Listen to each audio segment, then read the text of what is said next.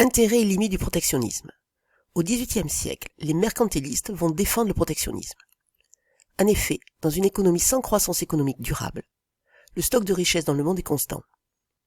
Ainsi, l'échange international est un jeu à somme nulle. Ce que gagne un pays est automatiquement perdu par un autre. Dans ces conditions, chaque pays souhaite augmenter ses exportations et diminuer ses importations. Ainsi, le développement des échanges internationaux est bloqué. À partir du XIXe siècle, le courant libéral va, lui, remettre en cause le protectionnisme. Selon ce courant libéral, le protectionnisme est un jeu à somme nulle. Ainsi, certains agents y gagnent, d'autres y perdent. À l'époque de Ricardo, les Corn Laws défendent l'agriculture anglaise contre les importations de céréales. Il y a donc une augmentation du prix des céréales qui améliore certes le profit des agriculteurs, mais détériore le profit des industriels qui doivent augmenter les salaires des ouvriers. Ensuite, le protectionnisme va protéger certaines industries peu compétitives. Ces industries sont alors favorisées, leurs profits augmentent, au détriment des consommateurs qui vont payer plus cher les produits. Le protectionnisme peut même être un jeu à somme négative, tous les agents vont y perdre.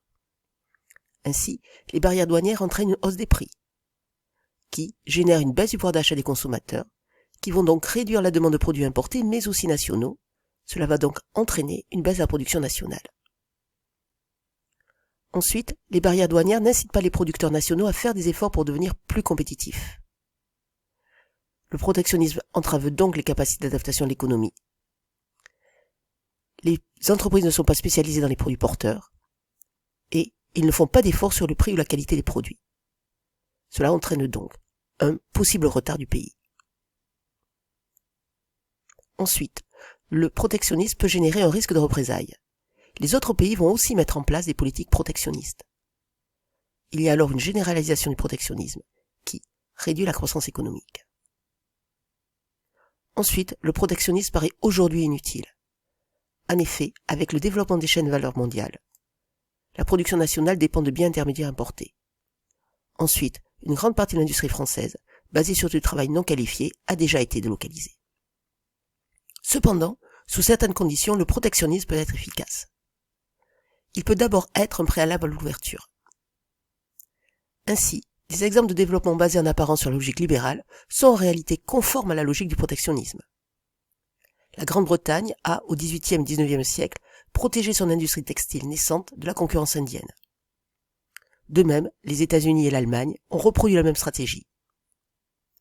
Le Japon ou la Corée du Sud ont aussi développé leurs exportations tout en protégeant leur marché intérieur par des barrières douanières. Ce protectionnisme doit d'abord être temporaire. C'est le protectionnisme éducateur de List. Selon lui, la spécialisation ne tombe pas du ciel, elle est construite par le pays. Ainsi, le pays en retard doit mener une stratégie de protectionnisme offensif. Quand l'industrie n'est pas compétitive, il faut qu'elle soit protégée par des barrières douanières. Ces barrières douanières vont certes créer un marché captif, où il va y avoir une augmentation des prix pour le consommateur. C'est pour cela qu'elles doivent être provisoires et dégressives. Quand l'industrie devient plus compétitive, elles doivent être progressivement abandonnées. Le protectionnisme éducateur de List a été appliqué par Kaname Akamatsu pour sa théorie du développement en vol d'oies sauvages. C'est l'application du protectionnisme éducateur au cas des pays en développement. Et cette théorie est basée sur l'exemple du Japon. Ainsi, dans un premier temps, pour les produits de première génération bas de gamme, le pays en développement importe ce produit. Puis, il va se mettre à le produire grâce à l'industrialisation par substitution d'importation. Enfin, il exporte le produit, puis dans un dernier temps, il va délocaliser la production. À ce moment-là, il va commencer à produire un autre produit, un produit de deuxième génération de milieu de gamme. Et là, il va y avoir la même stratégie. D'abord, il importe ce produit, puis il le produit, enfin, il exporte, et dans un dernier temps, il délocalise la production. Le même schéma va se réaliser pour le produit de troisième génération, vers le haut de gamme. On importe le produit, puis on le produit, enfin on l'exporte, et enfin on délocalise. Et cette remontée des filières a donc pu être possible grâce à un protectionnisme ciblé. C'est par exemple le protectionnisme défensif de Nicolas Kaldor. L'objectif, c'est protéger la concurrence étrangère, les entreprises vieillissantes pour lesquelles la compétitivité prix joue un rôle déterminant. Ainsi, il faut protéger des secteurs et protéger les emplois. Ce protectionnisme défensif a deux caractéristiques. Il doit être sélectif, il doit concerner uniquement certains secteurs qui ont besoin de s'adapter à une nouvelle forme de concurrence afin de ne pas disparaître. Il doit être transitoire, c'est-à-dire qu'il faut laisser du temps au pays pour prendre des mesures de reconversion et de reclassement. Une autre forme de protectionnisme ciblé est le protectionnisme offensif ou protectionnisme stratégique de Krugman. L'exemple d'Airbus et de Boeing montre que quand on ne se situe pas sur des marchés de concurrence pure et parfaite, une politique protectionniste est utile. En effet, un pays qui dispose d'une avance technologique va mettre en place des barrières à l'entrée qui dissuaderont ses concurrents étrangers de se lancer.